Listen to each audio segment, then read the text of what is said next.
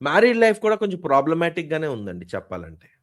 Married life కూడా కొంచెం problematic గానే ఉంది. ఎందుకు ప్రాబ్లమాటిక్‌గా ఉంది అంటున్నానంటే ఆహ్, కొంతవరకు ప్రాబ్లమాటిక్‌గా ఉంది. కొంత కొంత పర్వాలేదు. ఎందుకంటే సప్తమాధిపతి శుక్రుడు గదా! సప్తమాధిపతి శుక్రుడు షష్టమంలో ఉన్నాడు. ఎప్పుడైతే సప్తమాధిపతి శుక్రుడు సప్తమ స్థానం అంటే మ్యారేజ్.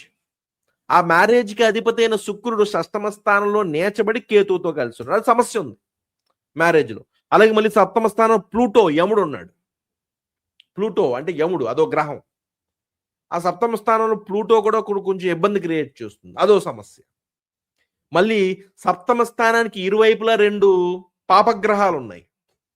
కేతువు, శని. దీన్ని పాపకర్తరి యోగం అంటారు. పాపకర్తరి యోగం. సో, సప్తమ స్థానం ఎటు చూసినా కొంచెం ఇబ్బందిగానే ఉంది. కానీ ఇక్కడ బ్లెస్సింగ్ ఏంటంటే, ఈ సప్తమ స్థానాన్ని భాగ్యాధిపతి పరమ గురువైన బృహస్పతి చూస్తున్నాడు. గురుడు చూస్తున్నాడు. సో, గురుడు ఈ వివాహాన్ని కాపాడుతూ